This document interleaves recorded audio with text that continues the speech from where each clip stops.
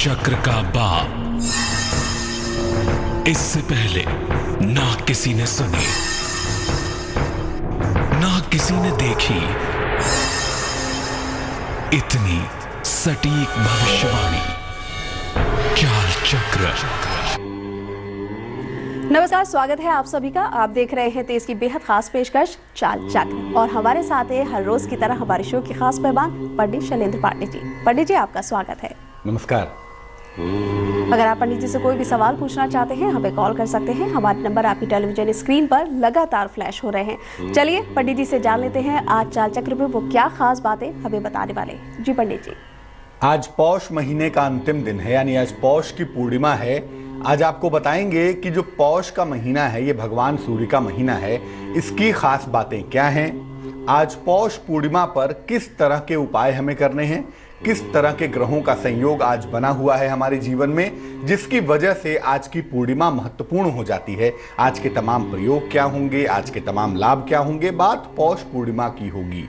इसके अलावा आज के राशियों की सटीक भविष्यवाणी भी आप जान पाएंगे और ये भी जान पाएंगे कि आज का शुभ पहर दरअसल क्या होगा। तो बात करेंगे पौष पूर्णिमा की, लेकिन उससे पहले जान लेते हैं आज का पंचांग।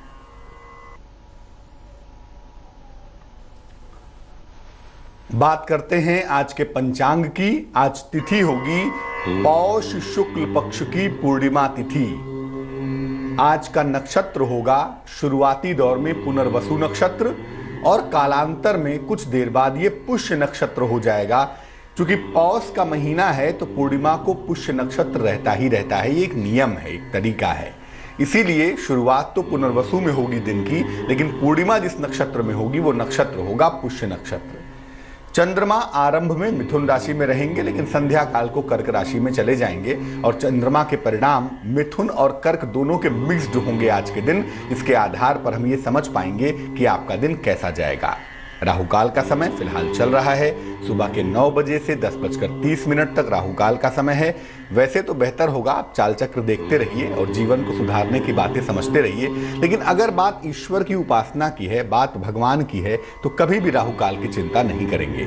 आज दिशाशूल पूर्व दिशा है। आज पूर्व दिशा की तरफ यात्रा करने की मनाही की जाती है ज्योतिष शास्त्र के हिसाब से, लेकिन अगर कोई मजबूरी आ जाती है, कोई दिक्कत आ जाती है, तो ऐसी दशा में भगवान का स्मरण करके और साथ में थोड़ा सा घी खाके, जरा सा देसी घी अगर आप चख कर निकलें, तो आज की तमाम मुश्किलों से आप बचे रहेंगे। बिल्कुल पंडित जी, आज हम बात करने वाले हैं पौष पूर्णिमा की। जैसा कि आपने बताया आज पौष पूर्णिमा है, तो सबसे पहले सवाल यही है कि पौष पूर्णिमा की महत्व क्या होता है। देखो, पूर्णिमा जो होती है अफरोज, मैं आपको बता दूं कि पूर्णिमा का मतलब चंद्रमा 15 दिन घटते अमावस्या पे गायब हो जाता है। फिर 15 दिन बढ़ते बढ़ते पूर्णिमा पर संपूर्ण हो जाता है। पूर्णस्य इति पूर्णिमा, जिस तिथि पर चंद्रमा पूर्ण हो जाए वो तिथि होती है पूर्णिमा। अब पूर्णिमा तो हर महीने आती है, आखिर पौष महीने की पूर्णिमा इतनी ज्यादा इंपॉर्टेंट क्यों है, इतनी ज्यादा महत्वपूर्ण क्यों है, आइए आपको समझाते हैं। देखिए, जो पौष का महीना चल रहा है, जिसका आज अंतिम मामला है, अंतिम दिन है आज पौष के लिए, ये सूर्य देव का महीना है। ये भगवान सूर्य का महीना माना जाता है, और पूर्णिमा की जो तिथि होती है वो चंद्रमा की होती है। शास्त्र कहता है कि पूर्णिमा का जो अमृत होता है वो चंद्रमा स्वयं ग्रहण करते हैं, इसीलिए आज प्रकृति में चंद्रमा के पास अद्भुत ताकत होती है। तो महीना सूर्य का, तिथि चंद्रमा की। अब महीना सूर्य का, तिथि चंद्रमा की, सूर्य और चंद्र का संयोग बना, सूर्य और चंद्र का संबंध बना। और वैसे भी पूर्णिमा पर सूर्य और चंद्र समसप्तक होते हैं, एक दूसरे के हैं, और ये संयोग, ये ताकत, ये अद्भुत मामला केवल पौष महीने की पूर्णिमा को ही मिलता है। बाकी पूर्णिमा का महीना, बाकी जो पूर्णिमा की तिथि आती है, चंद्रमा तो इतने ही बलवान होते हैं, लेकिन हर बार महीना सूर्य का नहीं होता। इसीलिए सूर्य और चंद्रमा दोनों का लाभ आपको आज के दिन मिल सकता है और मिलता ही है। और जैसा कि हम जानते हैं, ज्योतिष शास्त्र कहता है कि सूर्य और चंद्रमा हमारे जीवन में बड़े असर डालते हैं, बड़ा परिवर्तन करते हैं। इसीलिए पौष की पूर्णिमा बहुत ज्यादा मूल्यवान हो जाती है। अब आज के दिन अगर आप सूर्यदेव की उपासना करें और चंद्रदेव की उपासना करें, तो निसंदेह आप बहुत सारी मनोकामनाओं को पूरा कर पाएंगे, क्योंकि मामला है मन का, मन की कामनाएं यानी मनोकामनाएं। और चूंकि चंद्रमा है तो मन को तो आप ठीक रख ही सकेंगे। इसीलिए अगर आप आज सूर्य और चंद्रमा दोनों की उपासना करें तो आप बहुत सारी मनोकामनाओं को पूर्ण कर पाएंगे। दूसरा, एक तरफ जहां पर आप ग्रहों की बाधा आज शांत कर पाएंगे, बहुत सारे ग्रह हमारे जीवन में ऊधम करते हैं, हमारे लिए समस्या देते हैं, वहीं दूसरी तरफ चूंकि सूर्य चंद्रमा का मामला है, इसीलिए आज ध्यान करने से, आज पूजा उपासना करने से, ईश्वर की शरण में जाने से आपको मुक्ति और मोक्ष का वरदान भी मिल सकता है। हालांकि मुक्ति मोक्ष एक दिन का मामला नहीं होता, लेकिन ये जरूर है कि आज के दिन अगर ध्यान किया जाए, उपासना की जाए, साधना की जाए, तो आपको ईश्वर की कृपा का अनुभव हो सकता है, और एक बार उस कृपा का अनुभव हो जाए तो यकीनन आप मुक्ति मोक्ष के मार्ग पर चलते हैं। इस बार की पूर्णिमा 23 जनवरी को है, यानी आज है, और आज का दिन इसलिए भी महत्वपूर्ण है क्योंकि 23 जनवरी को भारत के स्वतंत्रता संग्राम के महानतम सेनानी सुभाष चंद्र बोस की जयंती भी है। तो एक तरह से देखा जाए तो महापुरुष की जयंती और ग्रहों का महासंयोग, ये सब कुछ मिलकर वातावरण को, ग्रहों को बहुत अच्छा बना रहा है। पंडित जी, अगर हम ग्रहों के संयोग की बात करें तो जैसा कि आप बता रहे हैं आज पौष पूर्णिमा है, तो इस पूर्णिमा पर ग्रहों का क्या संयोग है? अफरोज, देखिए, ज्योतिष शास्त्र में ग्रहों के संयोग के आधार पर ही हम किसी तिथि को, किसी दिन को अच्छा या बुरा समझते हैं। अब अगर हम आज के ग्रहों की बात करें तो शुक्र और बुध दोनों एक साथ बृहस्पति की राशि में मौजूद हैं। शुक्र भी धनु में है, बुध भी धनु में है, और धनु किसकी राशि है? धनु है बृहस्पति की राशि। तो गुरु के घर में जब कोई भी ग्रह जाता है, अमूमन कुछ स्थितियों को अगर हम छोड़ दें तो बृहस्पति के घर में शुक्र और बुध दोनों ही पवित्र हो जाते हैं। जैसे गंगा में डुबकी लगाने के बाद ऐसा हम भाव लेते हैं, ऐसा हम मानते हैं कि हमारे पापों का नाश हुआ, पाप नाशन स्थिति हो जाती है, वैसे ही शुक्र और बुध बृहस्पति की राशि में जाकर पवित्र हैं आज की डेट में। देवगुरु बृहस्पति और दैत्य गुरु शुक्र, इन दोनों का संबंध भी बना हुआ है, क्योंकि दैत्य गुरु शुक्र बैठे हुए हैं बृहस्पति की राशि में, और बृहस्पति की सीधी दृष्टि, पंचम दृष्टि भी उनके ऊपर पड़ रही है। चंद्रमा और शुक्र, ये दोनों ग्रह ऐसे हैं जिनको ज्योतिष शास्त्र में हम अमृत के ग्रह मानते हैं। शुक्र को कहते हैं कि इसके पास मृत संजीवनी विद्या है, अगर शुक्र की उपासना की जाए तो मरे हुए को जीवन मिल जाता है। और चंद्रमा के लिए कहते हैं कि भगवान शिव से इसका संबंध होने की वजह से ये व्यक्ति को मुक्ति मोक्ष तक पहुंचा देता है। यानी जो अमृत का तत्व है ना, वो चंद्रमा और शुक्र दोनों के पास है, और उसका कारण सिर्फ ये है कि दोनों ही भगवान शिव से संबंधित हैं। तो चंद्रमा और शुक्र के संबंध की वजह से अमृत वर्षा भी आज होती हुई दिखाई दे रही है। इसके अलावा सूर्य शनि के घर में मौजूद हैं, और शनि की सीधी दृष्टि सूर्य के ऊपर पड़ रही है, इसलिए काफी दिनों के बाद एक बड़ा अच्छा, बड़ा पवित्र संयोग भी बना हुआ है। इस बार के स्नान से, अगर आप स्नान करेंगे आज, दान करेंगे, ध्यान करेंगे, तो मुक्ति और मोक्ष की संभावना काफी ज्यादा बनेगी। मैं फिर बता दूं, मुक्ति मोक्ष एक दिन का मामला नहीं होता, लेकिन अगर आप शुरुआत भी करते हैं ना, आज संकल्प लेकर ईश्वर के मार्ग पर चलने का प्रयास भी करते हैं, एक कदम भी चलना शुरू करते हैं, तो आपके लिए बहुत अच्छा होगा।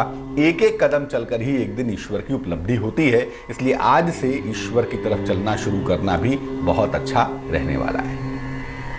पंडित जी, आप बता रहे हैं मुक्ति और मोक्ष की संभावना आज ज्यादा रहती है, तो किस प्रकार आज हम उपासना करें और स्नान करें कि हमारी जो संभावना है मुक्ति मोक्ष की वो ज्यादा भी बन जाए? ठंड बहुत ज़्यादा है, कम से कम दिल्ली एनसीआर की अगर मैं बात करूं तो, और इस ठंड की वजह से अब लोग कहेंगे कि पंडित जी नहाने के बारे में बता रहे हैं, मामला बड़ा अच्छा नहीं है, लेकिन ऐसा नहीं है। नहा लीजिएगा, गर्म पानी से ही नहा लीजिएगा। मैं नहीं कह रहा हूं कि आप जाइए नदी में डुबकी लगाइए, ठंडे पानी में जान दे दीजिए, लेकिन हाँ, स्नान करने से फायदा होगा। क्योंकि देखिए, पूर्णिमा की जो तिथि होती है ना, उस दिन चंद्रमा पृथ्वी की समस्त जल राशि को, समस्त वाटरी एलिमेंट को प्रभावित करता है, इसलिए जहां जहां पर भी जल मौजूद है, जिस जिस मात्रा में भी जल मौजूद है, वहां वहां पर वो जल पवित्र हो जाता है। तो आज नहाना तो महत्वपूर्ण है ही। प्रातःकाल अभी मौका है आपके पास, अपराह्न तक तो मौका है ही, 12 बजे तक स्नान का संकल्प लीजिए कि मैं आज इस शुभ कार्य से, इस शुभ इच्छा से स्नान करूंगा, दान करूंगा, ध्यान करूंगा, ये संकल्प लीजिए। पहले जल को सर पर लगाकर प्रणाम करिए। जल, मामला जल का ही तो है, इसलिए पहले जल को सर पे लगाकर प्रणाम करिए, फिर स्नान करना आरंभ करिए। और स्नान करने के बाद सूर्य देव को अर्घ दीजिए। बहुत सारे लोग ये शिकायत कर सकते हैं कि आज सूर्य के दर्शन ही नहीं हो रहे हैं, किसको अर्घ दें? ऐसी दशा में प्रकाश का स्मरण करके, प्रकाश का ध्यान करके, आंखें बंद करके एक प्रकाश की कल्पना करिए और उसको प्रणाम कर लीजिए, काम आपका चल जाएगा। इसके बाद साफ वस्त्र धारण करिए और फिर मंत्र जप करिए। बहुत सारे मंत्र होते हैं और चूंकि मामला सूर्य और चंद्रमा का है, इसलिए सूर्य का बेसिक मंत्र ओम आदित्याय नमः और चंद्रमा का बेसिक मंत्र ओम सोम सोमाय नमः। इन दोनों का जप आज करना चाहिए। और अगर कोई मंत्र नहीं जानते तो दुनिया की सारी सत्ता सिर्फ एक ही सत्ता के अधीन है और वो सत्ता है शिव। इसलिए कोई मंत्र नहीं जानते तो कम से कम यथाशक्ति जितना कर सकें नमः शिवाय का जप करिए। इसके बाद मंत्र जप करने के बाद वस्तुओं का दान करिए। सर्दी बहुत है, मोटे कपड़ों का, कंबल का, खाने पीने की चीजों का दान करना बहुत अच्छा होगा। वैसे तो काफी समय बीत चुका है, 10 बजे से ज्यादा का समय हो चुका है, तो इसलिए कितना कर पाएंगे नहीं कह सकता, लेकिन अगर अभी भी जल और फल ग्रहण करके उपवास रखें तो आपको विशेष फायदा हो सकता है। जल और फल ग्रहण करके उपवास रखने से लाभ होगा। देखिए, चंद्रमा की जो पूर्णिमा होती है ना, ये पूर्णिमा आपके शरीर के जल तत्व पर असर डालती है। इसीलिए जब जल तत्व पर असर डालती है तो पूर्णिमा के दिन आपका मन या तो बहुत अधिक कॉन्सेंट्रेट होता है या तो मन बहुत ज्यादा डिस्टर्ब्ड होता है। इसीलिए पूर्णिमा को उपवास रखने का नियम बनाया गया ताकि आपका मन एकाग्र हो जाए। और जो लोग आज कम से कम अनाज खाएं या केवल फल और जल खाएं, वो इसके चमत्कार देख सकते हैं कि आज वो किस तरह से अपने मन को एकाग्र कर पाएंगे। बहुत जल्दी आज मन पिन पॉइंट कॉन्सेंट्रेट होगा अगर आज के दिन व्रत रखा जाए, अगर आज के दिन उपवास रखा जाए। तो आज के दिन व्रत उपवास नहीं भी रख पाते हैं तो कम से कम स्नान करिएगा। जब मौका मिले आज ध्यान करिए। ध्यान नहीं जानते तो जिस तरीके से उपासना जानते हैं वो करिएगा और साथ में दान जरूर करिएगा। सर्दियों का समय है, अगर वस्त्रों का दान करें, मोटे कपड़ों का दान करें, कंबल का दान करें तो बहुत अच्छा होगा और ये करना ही चाहिए। स्नान, दान और ध्यान, पौष पूर्णिमा का महास्नान आपके जीवन को बदल सकता है। बिल्कुल पंडित जी, आज स्नान करने का अपना ही महत्व है। और अगर हम बात करें स्नान के मुहूर्त की, तो क्या आज कोई ऐसा खास मुहूर्त भी है, शुभ मुहूर्त भी है, जब स्नान करें तो हमें लाभ ज्यादा हो? अफरोज देखिए, एक मुहूर्त तो प्रातः काल था स्नान करने का, सुबह 4:30 से तकरीबन 6 बजे तक जो बीत चुका है। अब तो भैया 6 बजेंगे नहीं सुबह के, इसलिए वो तो मुहूर्त आप छोड़ दीजिए। सुबह 4:30 से 6 बजे तक पहला मुहूर्त था आज स्नान करने का। दूसरा जो मुहूर्त है वो अभी चलेगा 10:30 बजे से 10:30 से दोपहर के 12 बजे तक। ये एक यूनिक मुहूर्त होगा, एक बड़ा अच्छा मुहूर्त होगा जिसमें आप स्नान कर सकेंगे। और स्नान करने के बाद, जैसा मैंने पहले भी बताया कि स्नान करने के बाद स्वच्छ वस्त्र पहन के पहले उपासना करेंगे, पहले पूजा करेंगे, पहले भजन कीर्तन करेंगे, पहले ईश्वर का स्मरण करेंगे और उसके बाद दान करेंगे, अन्न का, वस्त्र का, भोजन का, जो भी दान कर पाए। तीसरा जो मुहूर्त होगा वो होगा दोपहर के 1:30 से तकरीबन 3 बजे तक। दोपहर 1:30 बजे से 3 बजे तक भी एक स्नान का मुहूर्त है। इस समय में भी स्नान करके, ध्यान करके, उपासना करके, दान करने से आपको इसके बेहतरीन परिणाम मिल सकते हैं। तो ये भी आप अगर कर लें तो कहीं कोई हर्ज नहीं है। जो तीसरी संध्या होती है ना, 6 बजे के बाद, यानी शाम को 6 बजे से लेके और उसके बाद अगले दिन के सुबह 3 बजे तक, जब तक कि बहुत मजबूरी ना हो, जब तक कि बहुत ज़रूरी ना हो, संध्या काल को 6 बजे के बाद स्नान करने से बचना चाहिए। ये स्नान करने का एक सामान्य नियम है, इसलिए उसका ध्यान जरूर रखिएगा। बाकी हमने आपको मुहूर्त बता दिए। स्नान करिएगा, ध्यान करिएगा और दान करिएगा। तो बिल्कुल पंडित जी ने मुहूर्त भी बता दिए हैं। अगर अभी तक आपने स्नान नहीं किया है तो जो मुहूर्त आपको सूट करता है उस पर आप स्नान कर सकते हैं। चलिए पंडित जी, अब इसी बीच कॉलर्स भी हमारे साथ जुड़ने शुरू हो गए, उनसे बात करते हैं। अरविंद हमें कॉल कर रहे हैं दिल्ली से, उनसे बात करते हैं। जी पूछिए अरविंद, क्या सवाल है आपका? अरविंद, क्या मेरी आवाज़ सुन पा रहे हैं आप? हाँ जी, आ रही है आवाज आपकी। सुन पा रहे हैं आपको, बताइए। हाँ सर, हमारा बिटिया का नाम है आकांक्षा उपाध्याय। जन्म में 30 मई 1996 को। समय बताइए। 7:19। 7:19 सुबह या शाम? हाँ, शाम को गुवाहाटी में। आवाज कम। नहीं, जो जन्म का समय है वो सुबह का है या शाम का है? शाम को जी। और जन्म कहाँ हुआ है? गुवाहाटी में। गुवाहाटी में। पूछिए सवाल क्या है? वो बिटिया हमारी वो एक्चुअली मेडिकल का एंट्रेंस दे रही है, क्या पोजीशन है इस बार दे रही? मेडिकल का एंट्रेंस कब है? इनका एग्जाम कब है? मई में, इसी साल है जी, मई वगैरह में। कोई रत्न पहना हुआ है आपकी बेटी ने? नहीं। देखिए, आपकी बेटी की जो कुंडली हमारे सामने बन पाती है, इस कुंडली को अगर हम ठीक से एनालिसिस करें और करियर के पॉइंट ऑफ व्यू पे जाएं तो मैं आपको बता दूं, धनु लग्न की कुंडली है इनकी और इनकी राशि बनती है तुला। दशम भाव का स्वामी है मरकरी, बुध नामक प्लेनेट, जो बैठा हुआ है मेष राशि में, चंद्रमा से एस्पेक्टेड है। बिल्कुल ये कुंडली मेडिकल की बनती है। इनका सिलेक्शन मेडिकल में इस साल हो सकता है। इनकी दशा और दिशा मेडिकल के लिए बहुत उपयुक्त दिखाई दे रही है। 2 उपाय अगर किए जाएं तो मुझे लगता है इनका मेडिकल में चयन हो जाएगा, इनका सिलेक्शन हो जाएगा। 2 उपाय ये हैं, पहला तो इनको एक मोती हम अगर पहना दें तो बहुत अच्छा होगा। तकरीबन 12-14 रत्ती की मोती चांदी की अंगूठी में, सीधे हाथ की छोटी उंगली में, ये सोमवार की रात को पहनाना इनके लिए बहुत शुभ होगा। दूसरा ये है कि आप अपनी बेटी को बोलें कि जब भी ये परीक्षा देने जाएंगी, पीले या पीले रंग के शेड से संबंधित येलो कलर के शेड का कोई वस्त्र पहनकर अगर ये जाएं तो इनको सफलता मिलने के योग बनते हैं। कुंडली परफेक्ट मेडिकल की है। इस साल इनका चयन होने की, सिलेक्शन होने की संभावना काफी प्रबल है। आज हम बात कर रहे हैं पौष पूर्णिमा की। हमारे साथ हैं हमारे शो के खास मेहमान पंडित शैलेंद्र पांडे जी।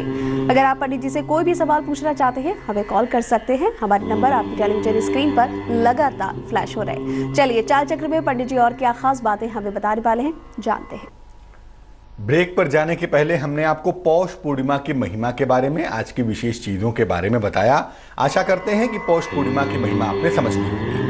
अब हम बताने वाले हैं आपके राशियों की सटीक भविष्यवाणी, ताकि आप दिन को उस हिसाब से समझ पाएं, चला पाएं, प्लान कर पाएं। अपने दिन को कैसे बेहतर बनाएंगे, आज का शुभ पहर क्या होगा, शुभ पहर में क्या खास करेंगे, ये तमाम बातें करेंगे अब। तो चलिए राशियों की सटीक भविष्यवाणी जान लेते हैं और शुरुआत करते हैं मेष राशि से। मेष राशि वालों को बता दूं कि आज आपकी खूब व्यस्तता रहने वाली है। आज आप बहुत व्यस्त रहेंगे।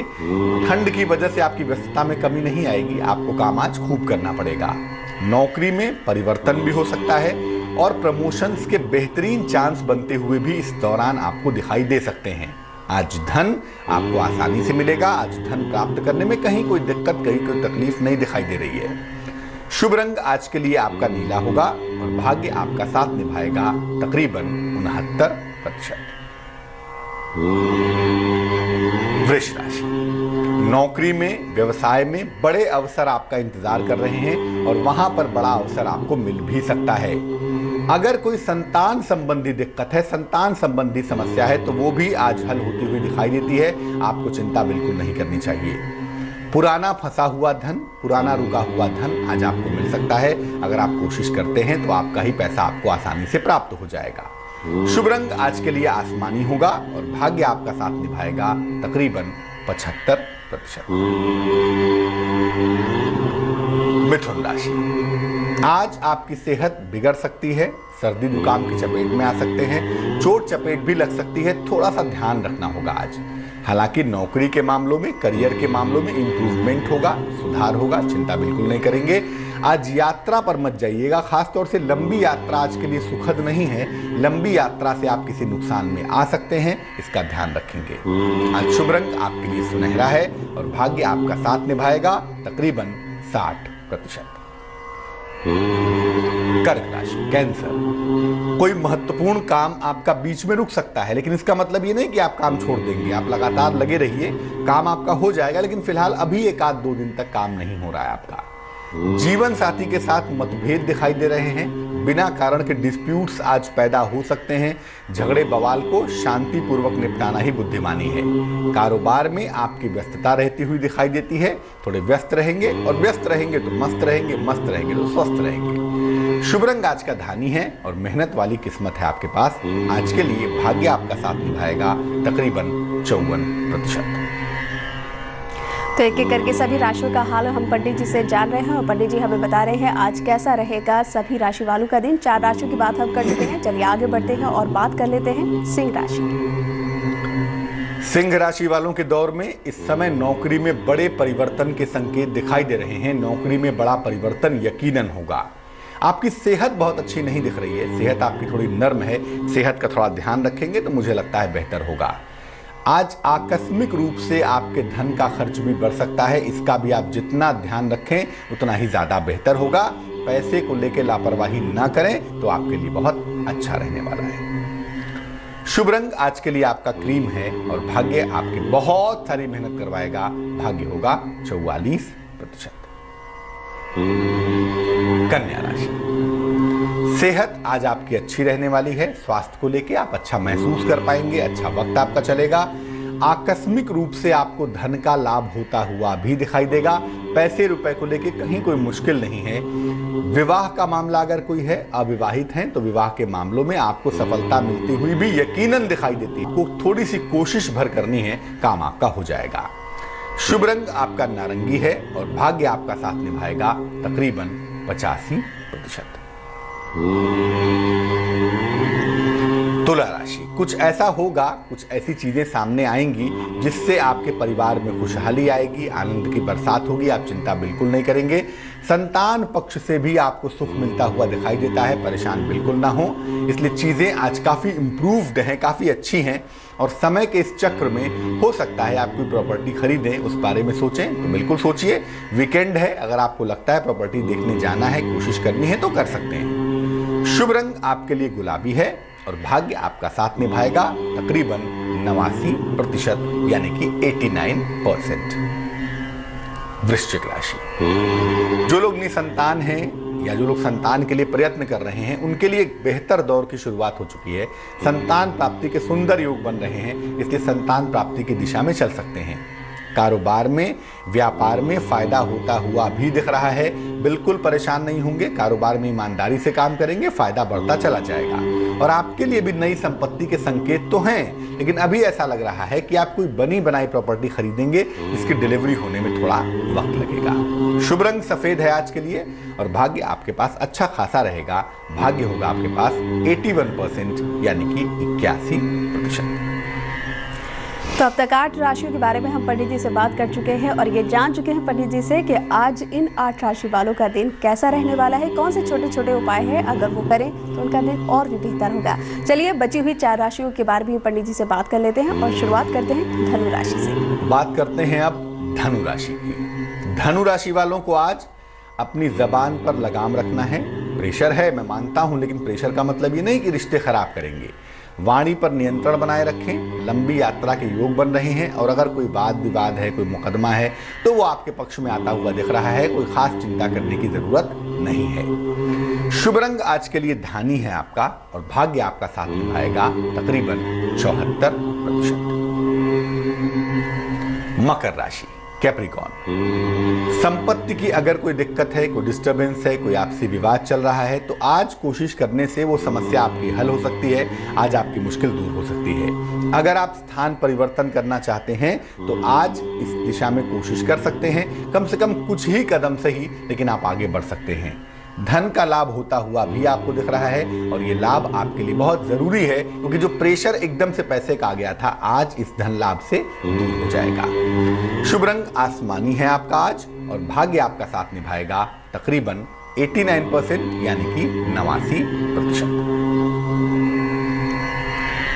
कुंभ राशि, एक्वेरियस, मान सम्मान मिलता हुआ दिख रहा है आपके लिए, लेकिन आपको धन की हानि से बचना है। पैसे की बर्बादी बिल्कुल नहीं करेंगे। और आज अगर किसी छोटी मोटी यात्रा पर जाते हैं आप, खासतौर से किसी धार्मिक स्थल पर जाते हैं, किसी धर्म स्थान पर जाते हैं, तो यात्रा आपके लिए बेहद अनुकूल होगी, बेहद फेवरेबल होगी। शुभ रंग आपका नारंगी होगा और भाग्य आपका साथ निभाएगा 63%। मीन राशि, आज वाहन चलाने में विशेष सावधानी आप रखें तो बहुत अच्छा होगा। आज वाहन दुर्घटना के संकेत हैं जो कि आपके लिए अच्छे नहीं हैं। अनावश्यक चोट चपेट के शिकार हो सकते हैं। चंद्रमा चतुर्थस्थ होगा, इसलिए बेहतर यही है कि आज वाहन चलाने से बचें। जीवन साथी का सहयोग भी आपको मिलता हुआ दिखता है और अगर संतान पक्ष से कोई प्रॉब्लम चली आ रही है तो वो प्रॉब्लम आज बढ़ सकती है। बेहतर है बैठकर समझकर चीज़ों को सुलझाने की कोशिश करें, क्योंकि देखिए संतान की उम्र हो रही है और अगर आप उसके साथ बैठकर चीज़ों को नहीं सुलझाएंगे तो चीज़ें उलझ जाएंगी। शुभ रंग लाल है और भाग्य आपको मेहनत करवाएगा। जितना भाग्य उतनी मेहनत। भाग्य होगा 50%। चलिए अब अपने कॉलर से बात कर लेते हैं। इंदौर से महेश हमसे बात करना चाहते हैं, उनसे बात कर लेते हैं। पूछिए क्या सवाल है आपका। जो मेरा बेटा है ये प्रशांत अग्रवाल। प्रशांत अग्रवाल, हाँ जी, 27 अक्टूबर 1989। 27 अक्टूबर 1989। समय बताइए। 11:15 सुबह। कहाँ पर जन्म हुआ है? इंदौर। सवाल पूछिए। सर इसे शादी कब तक होगी? फिर से बोलिए। इसकी शादी कब तक होगी? इसके विवाह में अड़चन आ रही क्या? चलिए खुश हो जाइए, आपके बेटे के विवाह का समय चल रहा है। मेरे हिसाब से आपके बेटे की शादी मार्च, अप्रैल, मई, अभी 3 महीनों में मार्च, अप्रैल, मई 2016 में इनकी शादी फिक्स हो जाएगी, इनकी शादी तय हो जाएगी। लेकिन शादी होगी इनकी जुलाई 2016 से दिसंबर 2016 के बीच में, जब बृहस्पति कन्या राशि में भ्रमण करेंगे, उस दौर में इनकी शादी होगी। शादी इंदौर से दूर होगी, काफी दूर होगी शादी। लड़की बहुत पढ़ी लिखी होगी और विवाह के बाद इनका वैवाहिक जीवन अच्छा रहेगा। चलिए प्रोग्राम के आखिर में पंडित जी से जान लेते हैं आज का शुभ पहर। बात करते हैं आज के शुभ पहर। आज का शुभ पहर है रात को 9 बजे से 10:30 तक। जैसा पहले भी बताया कि आज पौष की पूर्णिमा है, तो आज का जो शुभ पहर है वो रात का है। इस समय में 9 से 10:30 में आप चंद्रमा के समक्ष ध्यान करिए, या किसी ऐसे जगह बैठिए जहां से चंद्रमा आपको दिख रहा हो, वहां पर बैठ के ध्यान करिए, या जो प्रार्थना करना जानते हो, जो मंत्र जपना जानते हो, पूजा उपासना जानते हो, वो करिए। अगर आप ऐसा करते हैं तो आज की तिथि की वजह से और चंद्रमा के बल की वजह से आपकी प्रार्थना स्वीकृत होगी, आपकी प्रार्थना एक्सेप्टेड होगी।